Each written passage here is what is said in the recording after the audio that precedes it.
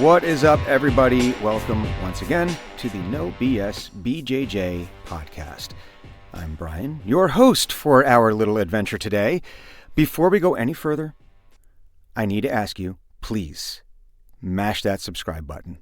Regardless of where you're consuming this, please, just go ahead. You're going to feel better about yourself. You'll be helping me out tremendously just by hitting that button. Cost nothing except for just a second of your time. So please, I'm going to put that out there, get it out of the way, hit subscribe.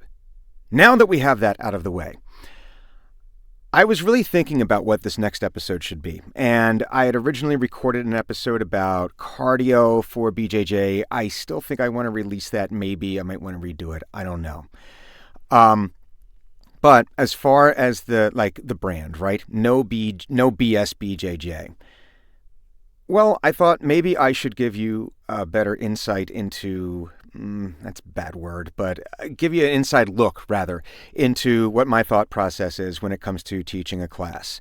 So I thought this might be helpful for new coaches, people who are just starting to teach jiu-jitsu, folks who haven't been doing this for a while. So I, fortunately or unfortunately, depending on how you look at it, started teaching jiu-jitsu as a blue belt. I remember I got a message, I forget if it was a message or a phone call, but I got some kind of communication from my coach, Julio Rosario, that he was not going to be there for Saturday class. And he's like, all right, you're teaching today, you're going to teach flower sweep, and you're going to teach pendulum sweep. So I remember I was at an appointment with my wife. We were meeting with, I think, like a financial advisor or something like that. And man, the panic that set in was, oh crap. Now, this is an enormous sense of trust that I was getting from my coach. Julio at that time he had been doing jiu-jitsu for 15 some odd years. He was first or second degree black belt at that time, I think. I can't remember exactly. But he had been doing this for a minute. He, a professional MMA fighter, had been competing, and very particular about what he wanted taught. So this obviously was a huge amount of trust he was placing in me, but I was flipping out. So the first thing I did was go on to YouTube and look up pendulum and flower sweep, because to be honest with you, at the time, I had no idea what the difference was. But I went into class and I taught it, and that was the first time I had taught. And since then, he had tapped me a few other times to start teaching class. And then by the time I was a brown belt, it got to a point where I was the most senior belt in class. We had some other people who were ahead of me that were ranked higher, but they left for various reasons. Sean Brady was training with us at the time, and he was now focusing completely on his MMA career, so we didn't see him at the gym anymore. So he was out. One of the other brown belts who got promoted to black belt right before me, life, kids, marriage, all that. One of the other ones, Danny, was that when he got hurt? I forget. But here I am. I had been teaching off and on. When no one else was there, I'd be able to fill in and whatnot. But now I was the senior most belt, and our coach was going through a rough time and wasn't in class. So here I was for about a better part of a year teaching. It was a little nerve-wracking at first, because to be honest with you, I didn't feel like I should be there. I honestly felt like the imposter syndrome started kicking in, right? What right do I have to be here teaching these people? I kind of felt like I was just reading like one chapter ahead and then teaching that chapter to everybody else. And to be honest with you, at times I still feel that way. I heard, I'm going to have to look him up. It was on the Coach 'em Up podcast, and I can't remember the guest's name, and I really feel bad. I'm going to have to look this up. But the guest had a really good point on imposter syndrome. He said, imposter syndrome basically means you're where you're supposed to be. It means you have enough knowledge to know that there's room for improvement. But if you're truly feeling imposter syndrome, it probably means you're in the right room. And I never thought of it that way before. It's basically another way of looking at Dunning-Kruger. You take that that idea that you should not be there, or that trepidation, that reticence to go, and that feeling like you should not be the one teaching this. Well, that means that you're self-aware enough to know that you don't know everything, but it also means you're probably qualified enough to teach the things that you know, because if you don't know how to do it, you're probably not going to teach it, right? Right. So I guess that's the first thing, though. When you're trying to figure out what you need to teach or how you're going to teach, be honest with yourself. If you don't know the technique, don't teach it. I am very open. If there's stuff that I don't know how to do and someone asks me a question, I will tell them I don't do that enough to be able to teach it to you competently.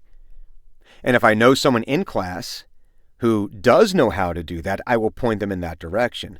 Or I'll start looking it up. So maybe at a future point, I can practice it, know it, and I can start to be able to teach the details of what's going on there. But I do think that's one of the very first things, is to recognize your limits. But also remember that if your coach has asked you to teach class, that is a vote of confidence, and you should accept that vote of confidence. Now, in my case, how do I go about developing, I'll say, a lesson plan? So there's times when my coach just isn't in class. He's off doing the things that he needs to do for his life. And I'll come in and I'll discover, oh, Julio's not there tonight. He's doing whatever.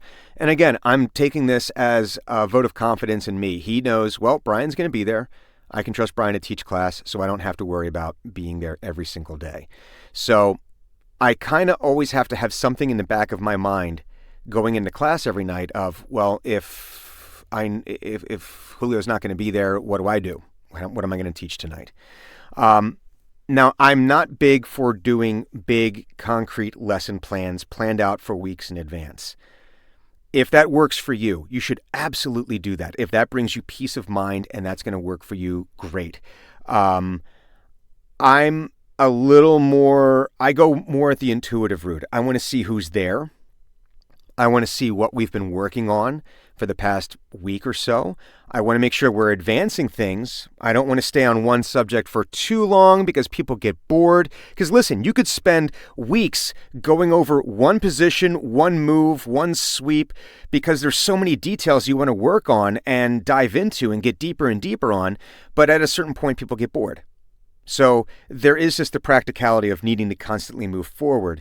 So I always have that in mind.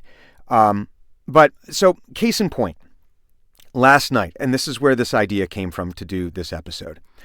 Last night, get to class. Julio's not there. Cool. I got to teach. Now, I taught on Tuesday, and we did, I showed a couple of attacks from mount. And I got that idea because one of our guys had competed the previous weekend. And while he was doing a lot of good things, he got gold. Super, super happy for him. On the other side, there was times where I was telling him, like, take the back from mount, and he would just go back to side control and start attacking. Now, it obviously worked for him, so this is not like, you didn't do it right, but it started making me think, okay, we need to go over that. So that's one source that you could go to for what to come up with for teaching in class. What is going on in class? If you just competed, what are some of the common things that you saw? And then use that as a thing to teach the rest of the class. Because if one person is struggling with it, odds are several people are struggling with it. It also never hurts to go over the basics, ever. Good, strong foundational jiu-jitsu will never go out of style. So anyway, we did some mount attacks, and it seemed to go well. And we got to last night's class, Thursday class. Thursdays for the last several weeks have been very small, and I didn't want to just go over the exact same stuff again. To me, it was not so advanced that it needed us to drill into that again at the same level. So I started thinking, and I was actually sitting there. We had a brown belt, purple belt, blue belt, and I can't remember. There might have been one other person hanging out with us. But so mostly advanced belts. And I had said, all right, guys, what should we do tonight? What do you want to learn? And the one guy, heel hooks. Well, okay, we're doing gi. We're not doing heel hooks. But then he said, I just want to learn how to attack the legs from everywhere. Okay. Now this is giving me an idea. We can do that. So that's always a good way, too, to figure out what to teach. If you're unsure of what to teach, ask people what they want to learn. They'll tell you. So we have observation. That's always a good way. See what's happening when people roll. And then ask people, what is it that you want to learn? Now, of course, you have to be aware of who is in the class. So if you're talking like super advanced open guard to leg attacks, that kind of stuff, but you have a class of mostly white belts who are still kind of new and still trying to work on just getting basic guard and basic sweeps down. Jumping that far ahead is probably wouldn't necessarily be the best idea. It's not to say that you can't ever season in some advanced techniques to the white belts. That's always a good thing. Let them come along and eat at the grown-ups table every now and then. But it really does depend on who's there. So last night, case in point, we had almost all advanced belts with the exception of one white belt who's been with us for a little over a year, maybe a year and a half now, 2 years-ish, and really good.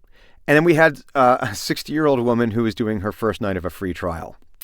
So I decided to elect to go forward with what we were going to do because I was going to cater to the majority of the class, but I was able to pare the lesson down for what she was going to do. I didn't have her do quite the same thing. Again, you have to make those adjustments. But this is where I'll say I ran into the issues for myself. So we have an idea. We had a request for leg attacks. So I started thinking, all right, what's the best way to do this? Rather than going for a specific submission, I decided let's go over the foundations and principles of attacking the legs. Let's get to what makes every leg attack work. And in this case, if we're going to be specific, it's controlling the hip. You have to control your opponent's hips. You're going to use their foot for leverage. And then it's just what joint are you attacking? But basically every single leg attack is that. Controlling the hips, using the foot as a lever of some kind, and then attacking the bones in the foot, the ankle, the knee, and whatnot. So I started thinking, all right, we'll go over the foundation of that. All right. How do we go about teaching that, though? And this is where I'm trying to think on the fly. Maybe if I'd had more planning, I could have done something better. But this is where you can come up with ideas of, all right, take the basic components of what it is you want to teach.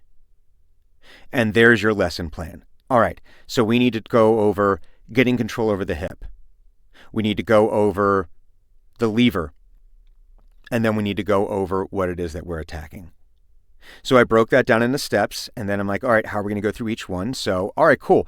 I'm going to have my demonstration partner stand on top of me. I was on my back. I basically go up into not like a de la Hiva, but basically just grapevining up the leg, grabbing the control there, showing the control of the hip. And that was the first drill right there. Just grapevine up, get control of the hip, and try to knock him over. Feel that hip control. Drill number 1. All right, now, you've done that a bunch of times. We go into drill number 2. Drill number 2 is, all right, look at all the different attacks you have. And I just showed some examples. I've got this ankle lock, this toe hold. You could heel hook if you want to flip over for a knee bar. You have that all from that same position. So that's drill number 2. Just start flowing through different attacks. Get that control and then start attacking. Cool. Drill number 2. Then for drill number 3, I put time on the clock, 2 minutes, person on bottom, person on top, like we were just doing for the drill. Person on bottom is just spamming leg attacks. Person on top is trying to prevent that, trying to prevent themselves from having to tap out on that. If the submission happens, great, reset, back to where you were. So we start getting into some more real-world application of it. 2 minutes of that, flip top, bottom, and then do the same thing again, another 2 minutes, then change partners. Few rounds of that, and then we go into regular rolling. So that was my lesson on the fly. And that's generally how I do it when I don't have a solid idea of what I'm doing when I come into class. Now, most nights, I have a more solid plan. We're starting something new, or there's a general natural progression from what we have been doing that I can see where we want to go. But it doesn't always work. It won't always be appropriate. Yes, I could have continued developing those mount attacks that we started on Tuesday, but given the group that I had there, they were going to be bored out of their skull. They all know how to attack from the mount, so it made sense to change things up. So this is a really long-winded way of saying, when you want to teach something, so we already identified how to figure out what to teach. Either you're looking at what people are doing and finding things to teach from mistakes or areas of improvement, or you just poll the group. What do you want to work on? That's part one. Once we have that figured out, how do we break down the lesson? Well, break it down into its component parts and figure out a drill that's going to allow you just to allow people to figure out how that's going to feel, right? And then you just build on that drill and then throw some contextual positional drilling in there. And that's usually a pretty good class right there. People will be happy with that. Now, I will say, I was not happy with the way I taught this last night. There was a lot of concepts that I was trying to communicate that I don't feel like I accurately or adequately communicated because I was doing this on the fly. Now, maybe you hand this over to someone who's been doing this for 20, 30 years, and this is a much easier process for them. Sure, why not? But I was not happy with the way that I taught it last night. People seemed happy. They felt like they got something out of it. But I wasn't happy. So I immediately started thinking, okay, how can I improve upon this? Because I want to go and revisit this on Tuesday when we come back to class next week. I feel like it's a good subject, because then when I was watching everyone roll, they were going for those leg attacks, but you see they weren't keeping the hip control and they weren't doing this, that, and the other. Okay, cool. So we need to drill it more. So as I was driving home, I started rethinking, all right, how can I make this drill work better? Aha! In this case, I started thinking, what was the issue? People weren't maintaining hip control. Cool. So first drill is now going to be, when we come back on Tuesdays, I'll demonstrate the technique, let people get that hip control. Now the partner is going to spend 30 seconds to a minute trying to get out of that. The person who's learning the technique, their job is only to maintain hip control. That's it. Because that's the important factor here that I'm seeing from what we did last night. And then I can build it up from there. And now I know in the future, that's how I'm going to teach that. Or I know I'll start there and then I'll continue to build because I'll see other ways of teaching the technique and letting people drill it and whatnot. But yeah, that's sort of my rambling ADHD way of attacking the problem of what am I going to teach tonight? So if you are a relatively new coach, someone who is being entrusted with teaching and unsure of what to do. Now, if you have a gym where you know exactly what to teach because your coach has a very specific calendar, awesome, stick to the calendar. But if you are at a gym where that's not the case, or you have the freedom to break away from that schedule because it's your class today and you can do what you want, but you're unsure, figure out what people want or need, and then just break it down into its component parts. You'll figure out a drill. You can figure out some kind of drill that'll work. And in all honesty, the drill you come up with, if it's allowing someone to accurately practice the technique that we're learning, they're probably going to be fine. You might be thinking, this drill is stupid. This is the worst drill. People are going to hate this. That's your own head trash. That's getting that little voice in your head. That's you. Don't let that be the thing that dictates you. Don't let perfect or optimal get in the way of good enough, basically. Most people in class are going to be happy with what you taught. You're letting them you're giving them a chance to be active, to learn something new, to do jiu-jitsu. It's going to be fine. And they trust you. If your coach trusts you, they trust you. Now you just need to trust yourself. But break it down into its component parts. Drill those things. Throw a little positional sparring in there that allows them to work on the technique within the confines of what it is that you're teaching tonight. Because here's the other thing. You can teach the technique, and then if you just let everyone roll, yes, some of them are going to attempt to do the techniques that you taught tonight or that day, whatever time class is for you. But most people are just going to get in there and roll because that's fun and we're just going to do the things. So, and then they don't have a chance to really dive in and see the context and really absorb the technique and really start to make it their own. And it just takes them longer to learn the technique. Nothing wrong with just letting them roll. But I would say if you structure it like figure out what to teach, break it down to its component parts, drill each of those parts, then throw in several rounds of positional sparring where they're confined to doing a specific thing. So in this case, like last night, it was, I'm trying to grapevine you, knock you over, and spam leg attacks. Other person's trying to prevent you from doing that. You do that for a few rounds, and then you let everyone roll. This way, they still get the opportunity to really practice a more contextual, real-world version of whatever it is that you're teaching. But then you let them have their fun. And who knows, maybe they'll continue doing that. You don't know. But yeah, this is just me long rambling version of my thought process, basically, of how I go about approaching and developing a lesson for class. Are there better ways of doing this? I'm sure there are. But this is how I do it. And I'm hoping that maybe that, one, it helps you, gives you some ideas for what you might want to do in your classes. But two, I hope it also lets you know that you don't have to have all of the answers and be perfect. You can kind of figure it out as you go. And yeah, a lot of instructors look very, very confident when they're up there. And I'm sure that they are. But it doesn't mean that there's not a part of them that's thinking, am I doing this the right way? Or are they doing this on the fly? How planned out is it?